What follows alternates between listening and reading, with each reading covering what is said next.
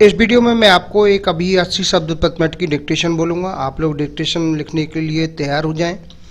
ये डिक्टेशन आपकी स्पीड को भी बढ़ाएगी और गलतियों को भी कम करेगी। यदि किसी कारणवश आप लोगों की स्पीड नहीं बन पा रही है या गलतियाँ दिखा रही हैं, आप अपनी स्पीड को बढ़ाना चाहते हैं, गलतियों को कम करना चाहते हैं, बिल्कुल स्टार्टिंग से शॉर्ट हैंड को सीखना चाह रहे हैं, तो आज ही आप हमारी ऑनलाइन या ऑफलाइन क्लास को ज्वाइन कर सकते हैं। क्लासें सुबह और शाम दोनों ही समय चलती हैं। मैंने एडवांस आउटलाइन की बुकें तैयार की हैं, उनको आप ले सकते हैं। बुकों का लिंक नीचे डिस्क्रिप्शन बॉक्स में दिया गया है। बुक खरीदने पर आपको 5 दिन की फ्री ऑनलाइन क्लास दी जाएगी।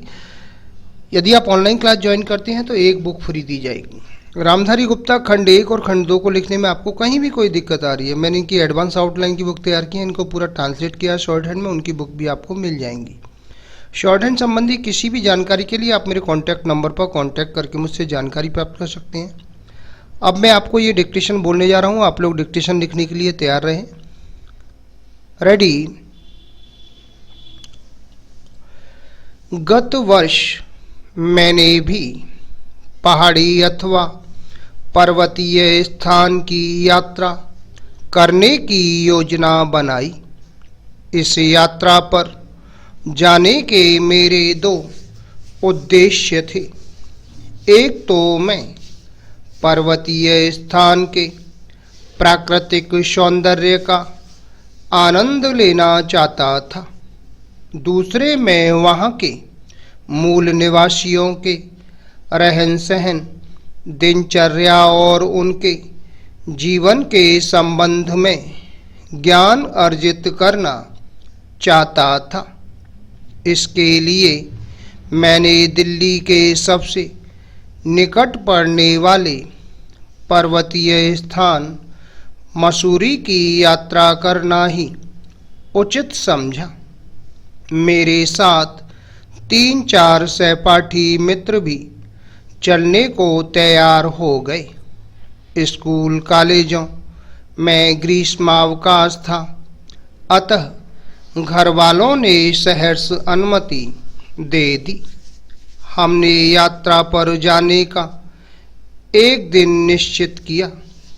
यात्रा पर जाने से पूर्व हमने यात्रा की पूरी तैयारी कर ली। दैनिक उपयोग का सभी सामान व गर्म कपड़े बैग में रख लिए। निश्चित तिथि पर इन अंतर्राष्ट्रीय बस टर्मिनल पहुँचे और दिल्ली से सीधी मसूरी जाने वाली बस में सवार हो गए। दिल्ली की भीड़ भाड़ को धीरे धीरे पार करने के पश्चात हमारी बस मसूरी जाने के लिए देहरादून की राह पर सरपट दौड़ चली। देहरादून की वादियों में प्रवेश करने से पहले तक रास्ता दिल्ली, हरियाणा, उत्तर प्रदेश के सामान्य बस मार्गों के समान ही था। कहीं रूखे सूखे मैदान, कहीं हरे भरे खेत, कहीं कुछ वृक्षों के साए और कहीं एकदम नंगी सड़क।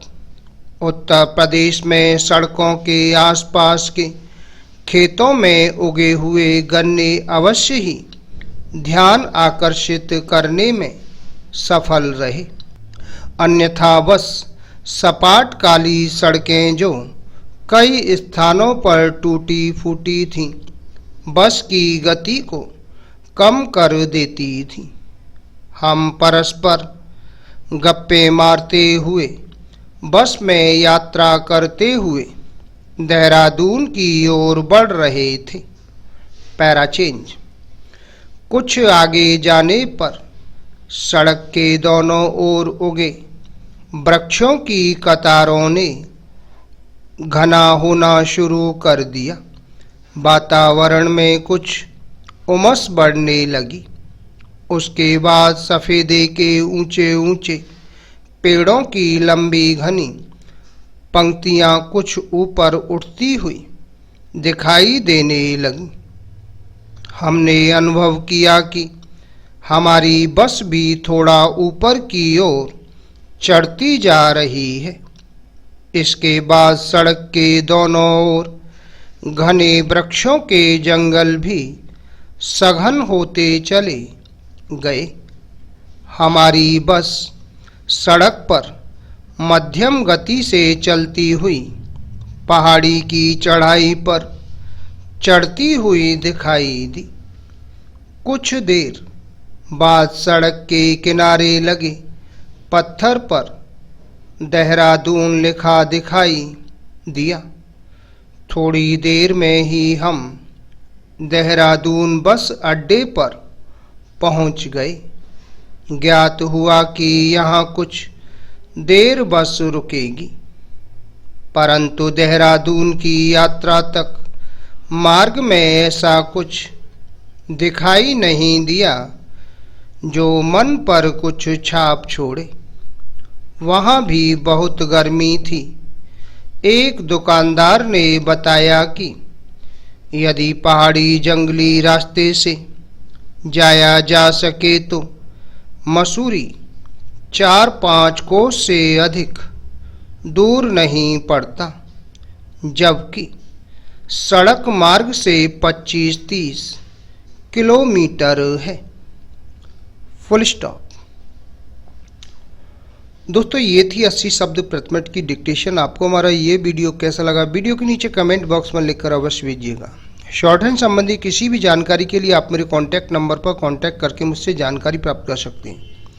आशा है आपको हमारा ये वीडियो पसंद आया होगा। इसी प्रकार से मैं आपके लिए और भी अच्छे वीडियो लेकर आता रहूँगा। तब तक के लिए जय हिंद, वंदे मातरम।